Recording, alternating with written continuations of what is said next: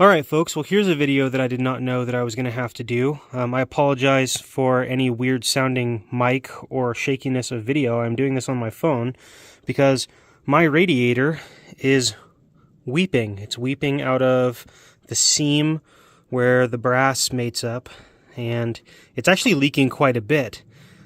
So I am going to head into town and get a radiator. I just called the O'Reillys and they've got one on hold for me, so I'm going to hit the road and go get that. And then we are going to do an impromptu DIY speedrun video of a radiator replacement. So life always throws funny challenges at you right before a road trip, but that's why you always got to be diligent and you got to check everything before you hit the road, because you never know what might be a problem, and this is clearly a problem. So yeah, I'm gonna go hit the road and I will catch up with you guys in a little bit. All right everyone, excuse me for the road noise because we are not home and I had to drive like 2 hours to get this thing, but here is the Murray part number for the radiator. I'm going to go home and install this now, so I'll catch up with you guys in another 2 hours. All right folks, unboxed, here is that new radiator in all her glory. Just checking to make sure that there are no faults in the hardware sides before I go to try and install it. And it looks like it's in pretty good condition. I don't really see any fins out of place on the backside that I will have to correct. And then let's flip her over, nice and gentle. And that front side looks pretty good as well. So I'm gonna go ahead and drain the old radiator, unbolt it. There are 4 bolts that hold it in, and then I'm gonna unclip the hoses. I'll probably make a mess, probably say some words that aren't super awesome, and then we'll get that one out and we will start to get this one in. So I will show you guys that in just a sec. Okay, so what I've done so far is get the fan shroud off. There is this lower piece that you unclip with these 2 pry clips, and then you can pull that off, and then you have enough clearance to get around the fan itself.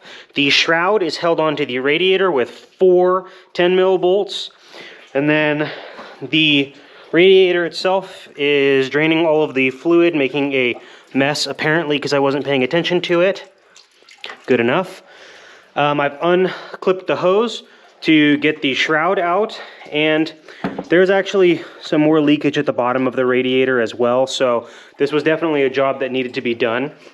So the course of action moving forward is, if you look down in here, right there, that is the bottom of a bolt that is through the front portion. It's going to be hard to show you with the AC condenser. The bolt is right there. It's kind of hard to show you with the light, but there's 4 of them that are coming in from the grill side, and oh, maybe I can show you.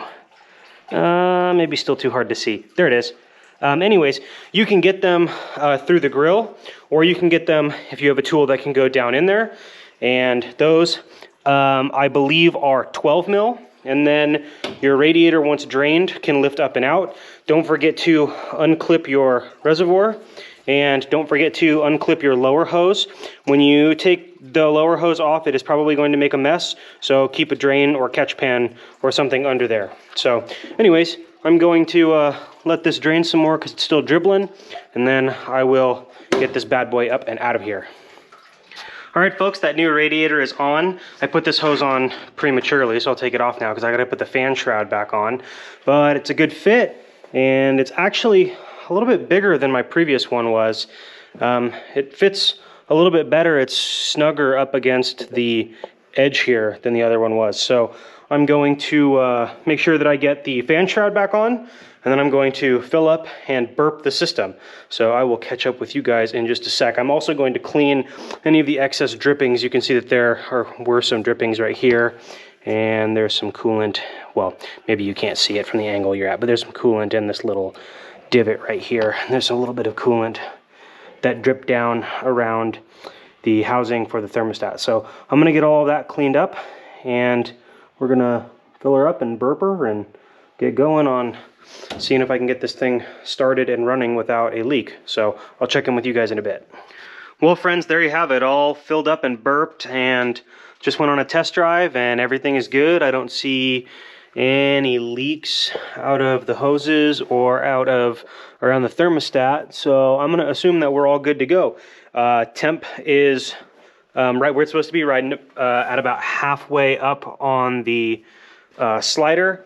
And I'm going to assume that this is a job well done. So anyways, thanks for sticking around for my impromptu DIY speed run. This was kind of a spur of the moment thing as I found out my radiator was leaking. So if you do have an older radiator like this one, be sure that you are checking around the seams, because that is where this one in particular was leaking.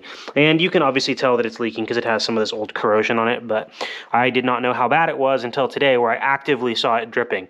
So anyways, new radiator, looks good, no problems that I could see, and this is probably going to be the title card right here. So anyways, thanks for watching, and I will check in with you guys in another video.